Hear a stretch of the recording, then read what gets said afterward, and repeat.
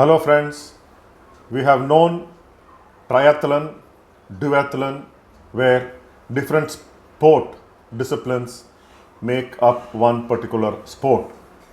Now a new thing is catching up in India. It is called Racketlon. It is four racket sports combined into one, and the sports that make up Racketlon are table tennis, badminton, squash, and tennis. And it is played in the order of the size of the racket. So it is a match where the opponents, singles or doubles, they first start with table tennis, play for 21 points, and within 5 minutes they have to start playing the next sport, which is badminton. Again, after 21 points, they move to the squash court, play another game for 21 points, and finally, if the difference between the two opponents is less than 22, they go to the tennis court and play a game of tennis over 21 points. Well, we have seen how points system are given in badminton, TT, and squash, where they are all more or less similar, with 1 point given to the winner of that particular rally. In tennis, it is not one single point, but it is in the sequence of 15, 30, 40, and game. However, to make up 21 points in the fourth discipline of this racketlon, which is tennis, it is played in the form of a tie break over 21 points. The winner is decided on the number of points, and if a player has a lead of 22 points or more after squash, he is decided the winner, and the players don't have to play tennis. So racketlon is a popular sport in Europe. It is mainly played by players who have excelled in one sport and take up other disciplines just to keep them going, keep fresh, keep fit. As we hear from the president of the Federation International Racketlon, Duncan Stahl, who is himself a player, he describes how the sport is played and how popular it is slowly getting on in India. Well, the occasion is the three-day Willingdon India Racketlon Open, played at the Willingdon Sports Club in Mumbai, and with the world's top players of this unique sport in action in both the men's and women. Among the international elite players who will be seen in action in this three-day event are world champions Luke Griffith of UK among men, and Stein Jacobsen of Denmark among women. Also involved in this three-day competition are several of India's leading players, including Adarsh Narayan Swamy and Siddharth Nandal.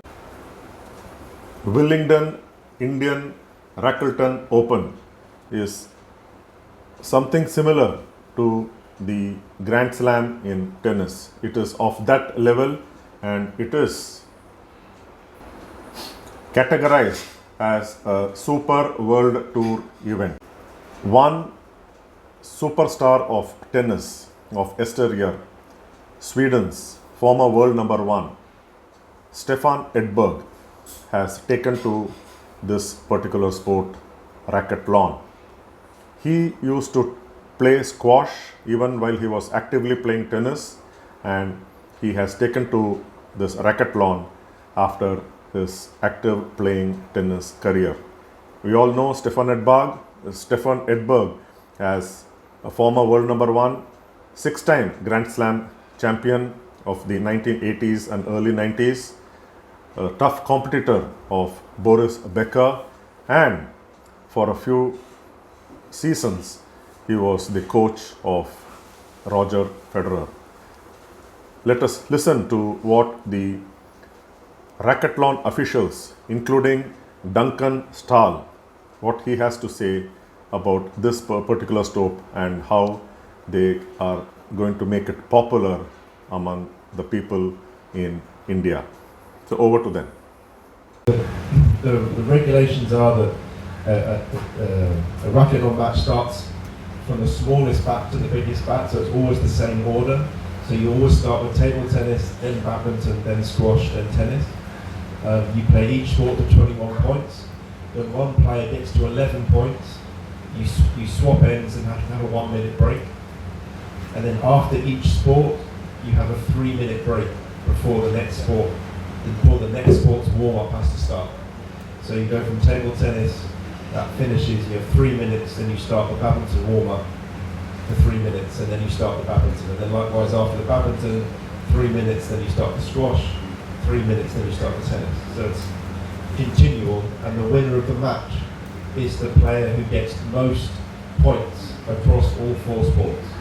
So you can, in theory, you can lose 3 sports quite close, win 1 sport very big, and win the match. So it's the cumulative number of points across all 4 sports. The regulations are that a racquetball match starts from the smallest bat to the biggest bat, so it's always the same order. So you always start with table tennis, then badminton, then squash, then tennis. You play each sport to 21 points. When one player gets to 11 points, you swap ends and have a 1 minute break. And then after each sport, you have a 3 minute break before the next sport. Before the next sport's warm up has to start.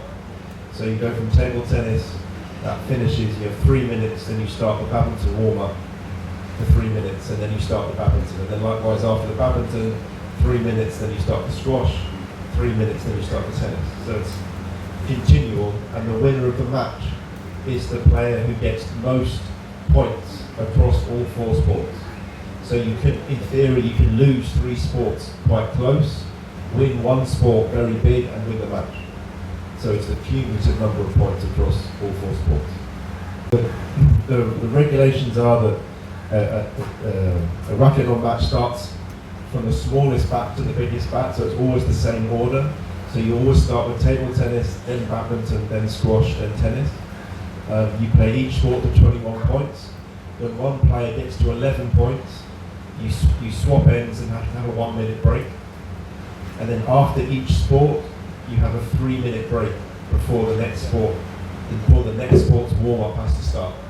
So you go from table tennis, that finishes, you have 3 minutes, then you start the badminton warm up for 3 minutes, and then you start the badminton. And then likewise after the badminton, 3 minutes, then you start the squash, 3 minutes, then you start the tennis. So it's continual, and the winner of the match is the player who gets most points across all 4 sports.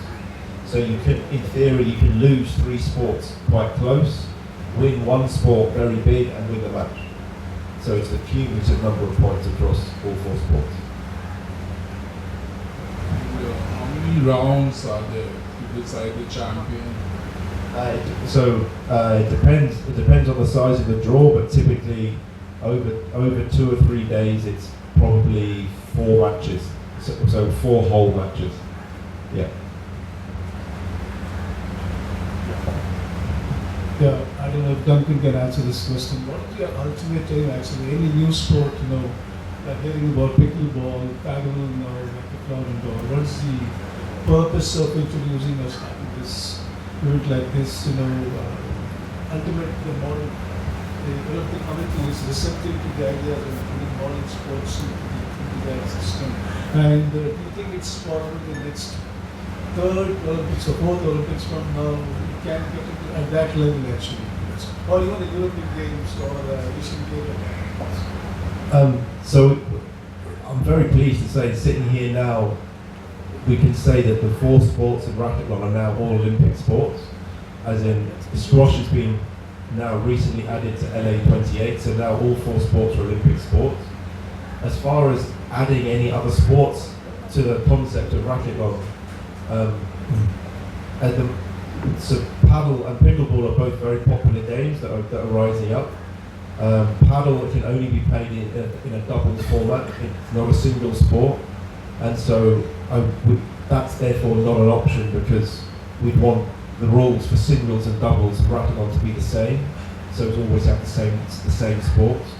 As far as pickleball goes, the reason that I think that we within racquetlon sort of cherish the 4 sports that we have right now is just we consider them the ultimate test for racket sports players, both as far as technique, as far as stamina, as far as history goes.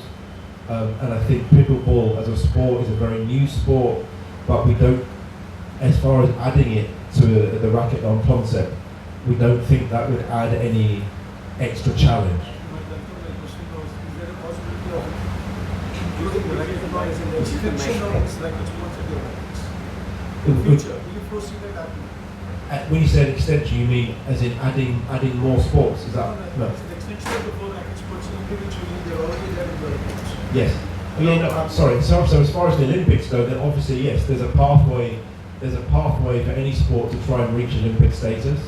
And racquetlon, now that we have 4 individual sports that are all Olympic, we are definitely on a path where we are looking for recognition to get into the World Games, and the target for that would be 2029 in Karlsruhe in Germany. So that's definitely a target as a first stage to get accepted into the World Games, and then from there you can see the pathway of a lot of other sports have gone from World Games status to then Olympic status. So it's definitely a journey we want to go on for sure. And we think that the athletes we have and the global nature of the sport already is ticking in good boxes as far as Olympic inclusion at some point in the future, but it's definitely a long journey. All the 4 sports are set to 21 points, isn't it? Yes. All 4 are set to 21 Use the points. Yeah, all 4 sports are set to 21 points, isn't it? yeah. So it's set to 21 points, and each player serves twice, and then the next player serves twice, and then so you get 2 serves each. So it's the same rules for each sport. So the sport all has the same weighting.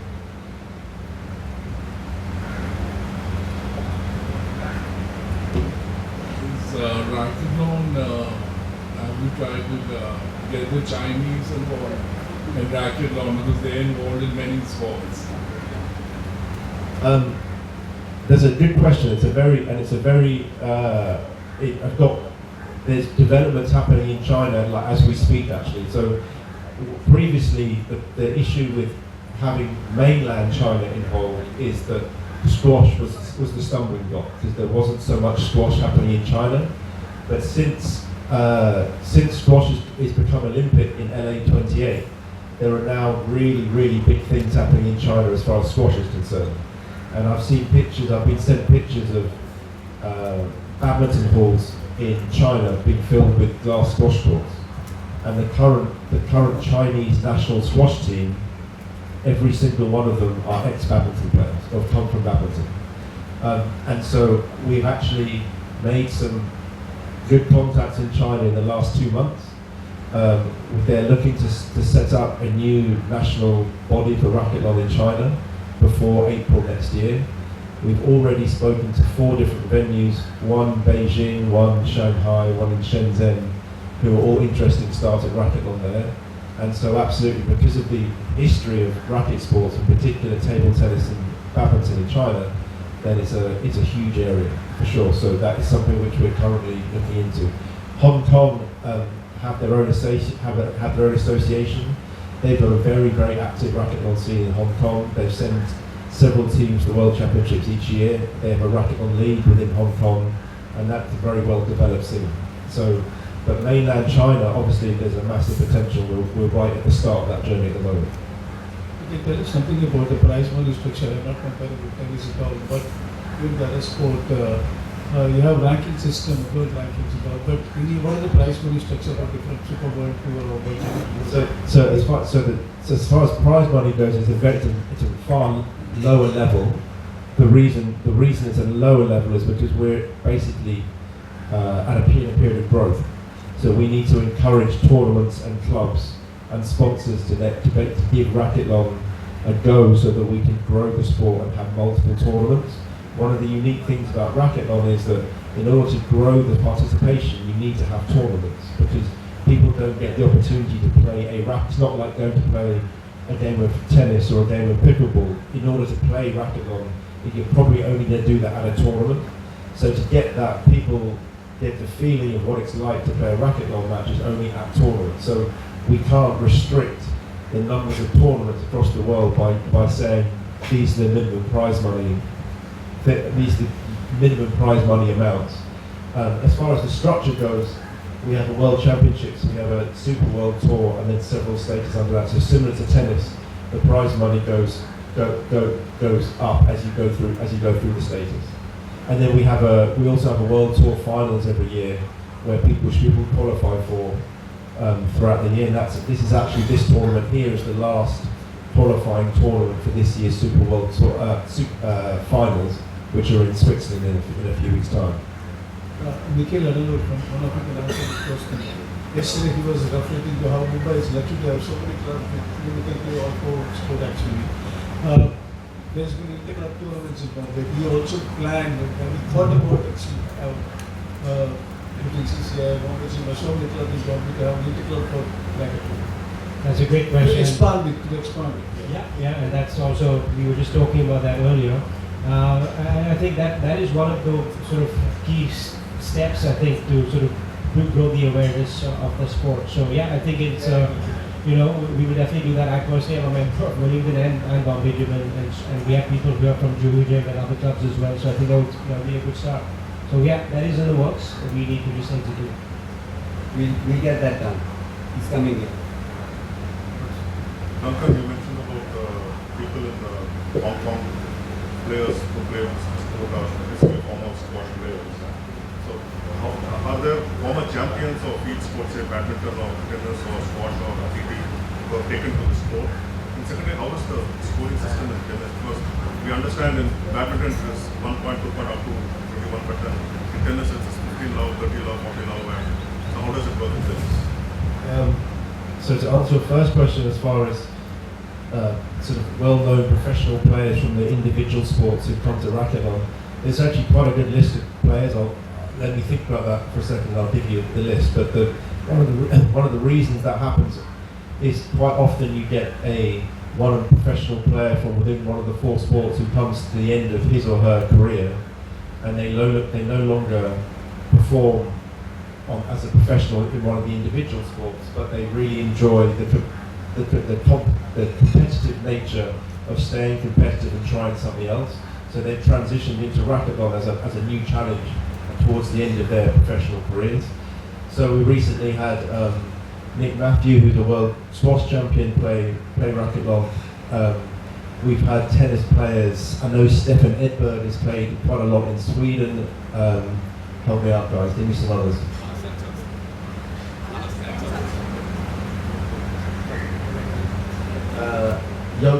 Johan Fernandez. Mervyn Fernandez, who is the hockey gold medalist. He has been playing Racketlon regularly.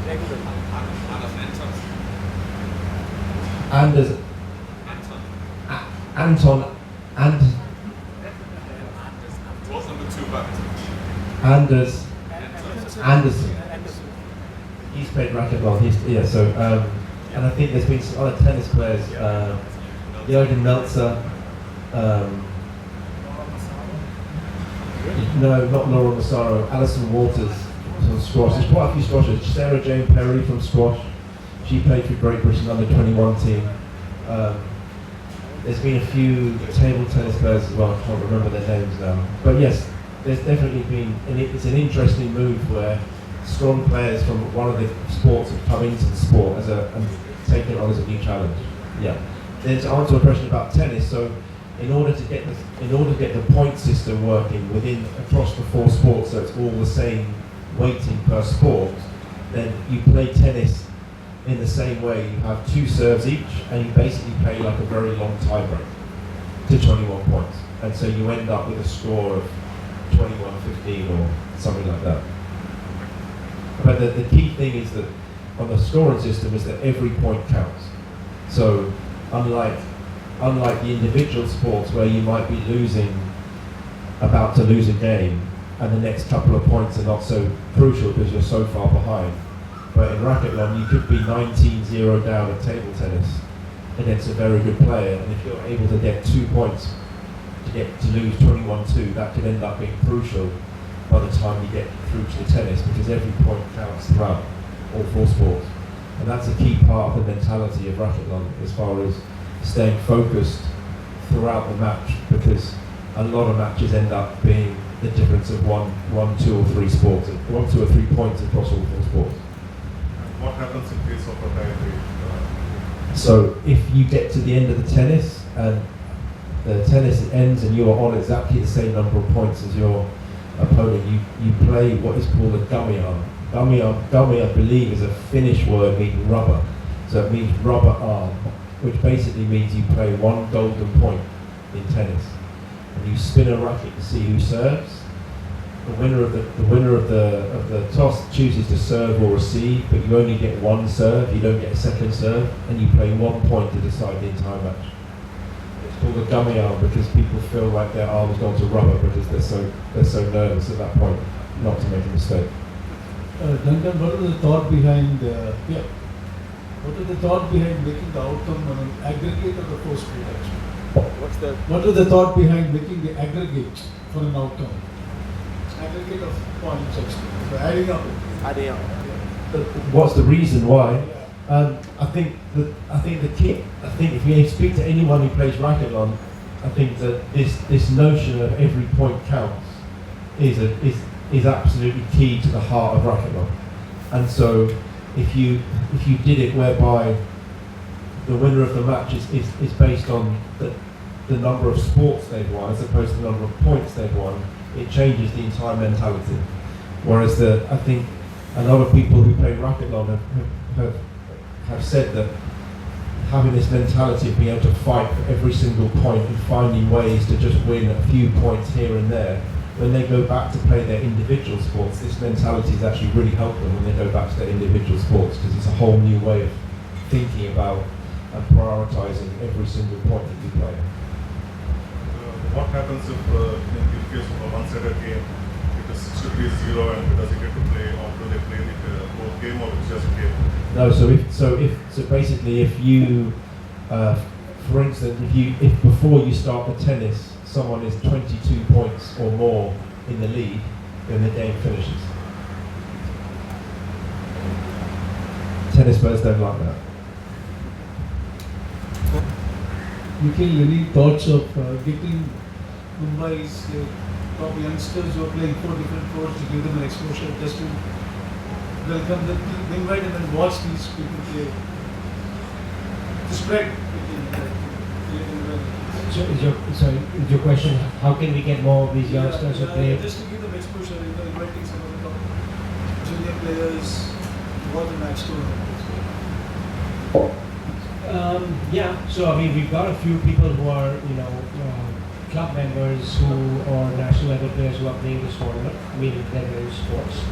But the challenge is, that the mindset I would say that people have that, look, I play badminton, I've never played squash before, I'm going to suck in squash. I'm going to completely lose that, right? So it is about encouraging them to at least try. And once they've tried and they've played the racquetball event in sport, they appreciate, hey, wow, maybe I'm not so good at squash, but that's okay. I make it up in other sports, and the whole competitive aspect of it. So you're absolutely right. And I think the challenge that we have right now, at least I'm facing, is how do you get people who are good at, strong in 1 or 2 sports, have played 1 or 2 sports, who haven't had the access to the other, who don't have the confidence that they're going to be good in the other sports to come and play. And it's all about just nudging them or try it out. Once they try it out, most people I know have loved it. Most people who have tried it once, I do believe, really like it. And it's also because it's a little bit social. You get to know your partner along the way, chatting, right? And of course, this is the overall competitive aspect. So love to exchange notes on how we can get more people who are like strong in one sport to play. It is a bit challenging because I think my own daughter, she's 13, she's focused on her squash. At that point when you're so young, trying to do something else, it takes away from the original goal of trying to be a better squash player. So I don't know how to cross that bridge, but I've got some ideas for you. some thoughts, and I know we have some people here who've grown up playing racquetball. But that's perhaps because that was their focus. Let's be an awesome racquetball player, right? Whereas right now in India, the mentality, not India, all over the world, it's about how do I get awesome in that one particular sport. But you've got to see racquetball as one sport. That's the critical aspect, right? And there needs to be a pathway, more tournaments, access to World Open, maybe Olympics at some point, so you see the end goal. I would just add that everyone sitting here and here who are playing racquetball and are now the world's best players, they all came to racquetball from one sport. As in they transitioned from, they all had one strong sport, they may have played another sport possibly, but they've all come into racquetball and then trained very hard their third and fourth or second sports to get better. So the transition from one sport to become a racquetball player is a path which everyone goes down. And when you first start playing racquetball, you play at a certain level and then you go up through the categories till you get to the elite level. But typically everyone, when I played my first tournament, I'd play tennis a little bit when I was young, I played lots of squash, I'd never played competitive point of badminton or table tennis. Everyone will have the same story as far as that's concerned. One other The question is a good one, and I think that it's sort of like how triathlon grew, right? I mean, you're pushing yourself in an individual running, in cycling, and swimming, but piecing it and stitching it all together. It's just when somebody wants to push themselves, and push themselves even higher. So I think that's what we're trying to do in our racket sports. And there's a really famous, which I know I keep saying this in a lot of different media things, but and for Nikhil about your 13-year-old daughter as well. Roger Federer was asked in an interview many years ago from a journalist if he had one piece of advice to give to the parents of an up-and-coming tennis player, what would it be? And his answer was, let them play squash and football, because that's what he did. And when he was growing up, he played lots of squash, he played lots of football, he played lots of different sports till way into his teenage years. And he said that foundation of different sports gave him a coordination and a physical literacy, which really helped him, both physically to stay fairly healthy for a long period of time, but also to be able to learn different shots, different hand-eye coordination, to be the all-round tennis player that he became. So I think if you speak to different coaches at the elite level now, they are going away from the old model of coaching juniors their own sport and nothing else for a long period of time, because that is creating burnout, it's creating bad results, whereas a more rounded approach is actually creating better results. To increase the participation and then increase the viewership, because I think if you increase the viewership is how we will attract more sponsors to the sport. So what's the vision for in the next 5 years on increasing the participation and the viewership for it? So as far as global participation goes, we have a system where in order to play on the world tour, you need to have a player's license, and so we have that data as far as there's currently between about 9,000 to 10,000 people with players' licenses, which allow them to play on, which have allowed them to play on the world tour. Within the different national federations, they have their own individual national tours, and so they have different membership structures within their own national setup. And so we don't have the data as far as that is concerned, but beyond the people who are registered to play on the world tour, there are many more within the individual countries who don't play internationally. So that's kind of where it's at right now. As far as ways in which to sort of grow participation, I think right now I see an example of triathlon as a good example, and that was they grew their sport through a participation-based model. whereby they opened up triathlons around the world to get more and more people entering fun triathlons, competitive triathlons, where you have the elite runners and swimmers at the front of the field, and then you'd have the sort of the public behind it trying it out. And I think I see Racketlon as a challenge, as a little bit of an Ironman. It's like who can survive the challenge of playing Racketlon, as far as getting to a point of playing the four sports, having the fitness. It's like the ultimate test for someone who wants to be a racket sports player. And I think that challenge to people to give Racketlon a go and create a participation-based model where you're looking at large numbers of people entering tournaments is the way to go for now. As far as media and viewership and those sorts of things, that is definitely the next stage. And to do that, it would be less of large numbers at tournaments. It would be more, let's find a venue where we can put a glass squash court, a badminton court, a table tennis table, and a tennis court in one arena, where someone can sit in their seat and watch a Racketlon match, all four sports, where you see players go from one to the other, from one place. And obviously that would be, as far as TV goes, as far as media goes, as far as getting people in to a stadium to watch a match, that would be the vision for that. And that would definitely be the goal where we're looking to get to, as far as taking this at the elite level of the sport to a model which could be viewed effectively on a TV perspective. I think we have time for just one more question. If there's any. So, yeah,